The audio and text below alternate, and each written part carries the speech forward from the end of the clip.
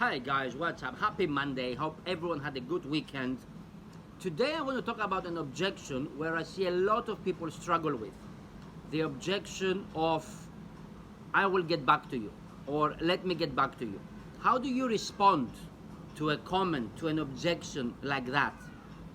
And the way you respond, the way you handle it differentiate you if you're a salesman or a closer. There is a difference. Salespeople dish out information, chase up, follow up, and so on. Closers deal with the objection there and then. And guess who makes the money? Closers do. Because closing is an ability that you need to have, or that you should have if you want to make big bucks in sales. And closing is a skill which gets trained and you need to kind of practice. You know, if you are in sales, maybe some of you don't feel comfortable in taking the client down in a polite manner. You don't feel comfortable closing. And closing, by the way, doesn't only mean closing for the deal, asking for the money. Closing means also going from your introduction to your story in your sales process. Going from one step to another, like closing doors behind you and going to the next room. This is what closing means. And the way you handle objections, the way you close clients will differentiate, if you are a salesman or a closer, will differentiate how much commission you will earn at the end of the month. And it's a skill that you can learn by doing, by practicing. You know, if you feel comfortable, you need to feel comfortable doing the uncomfortable. So if you don't feel comfortable in closing, keep practicing. You need to bet with yourself, actually. This is what sales is about. Sometimes you think of the client too much. Yes, you need to provide fantastic, excellent customer service, but you need to bet on you. Are you able to close for the sale? Are you able to close for the deal? It's a bet against you. Successful people bet against them, against their idea, against their technique, against their closing. So, this is what people normally say. Okay, Mr. Klein, you want to get back to me? When will be a good time for us to catch up? Shall I give you a call in 3 days or in a week? And the client will say something like, okay, give me a call next Monday. Do you think the client will get back to you? Study shows that 80% of clients will disappear. So you will end up chasing ghosts.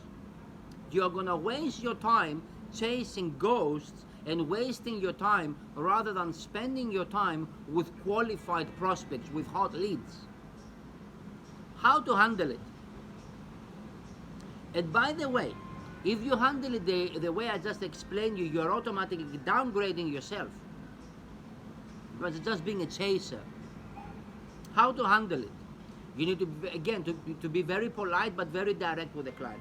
Mr. Client, I've been doing this for a long time. When someone is telling me, let me get back to you, I normally don't hear from them again. Now, is this a polite way that you are rejecting me? Or there is something wrong with the deal?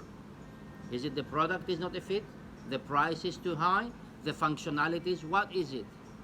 What will I need to do for us to do business today? And stay silent, let the client answer. You see, I am looking for commitment with that closing. I am looking for commitment. I am looking to understand what the client means when he says, I will get back to you.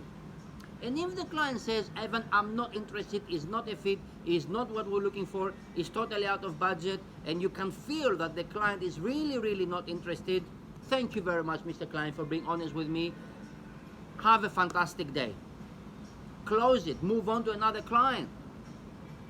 But normally client will say, no, it's not about this. I don't want to reject you, but you know, the functionalities or the price or the fit or this or that. By closing the client, you are extracting the information. And this is what you should be able to do, because if you're just chasing up clients, you don't know what the real problem is, and you don't know how to add value. You don't know how to provide solutions. And this is what sales is all about. Providing value and providing solutions to a problem of a client. This is why you need to ask great questions to corner the client, to extract the information. And once you know what the problem is, then you can go and diagnose it. Again, don't chase up. It makes you look, it doesn't make you look good. You are downgrading yourself. But face it there and then. Deal with the objection there and then in a confident, polite manner. And this is how you close high value sales. Mr. Client, I've been doing this for a long time. Are you telling me this because you politely want to reject me, or because there is a problem with the deal? Is it a fit? Is it a functionality? Is it the price, Mr. Client? Assuming we're not going to do business today, what is it? Put everything on the table, Mr. Client. See? The client will respect you like this because you talk to them at the same level. And once then the client gives you a reply, you know what you can work on. If the client is telling you it is not a fit, 80% is a fit, but there is 20% missing, we want a couple of things to have there, couple of implementations, and you can go back to the development and then develop and deliver the product. But how can you do this? Because you have diagnosed what the problem is. So start closing clients. Start being a salesman. Stop chasing ghosts and start asking great questions to close the client down, to extract the information, and then to provide value, to provide a solution. And by the way, if you think that your product or service will not add value after your presentation, will not add the solution to an existing client, move on to another client and be honest and frank. Have a fantastic day. Selling is not telling. Selling is asking the right questions and always be closing.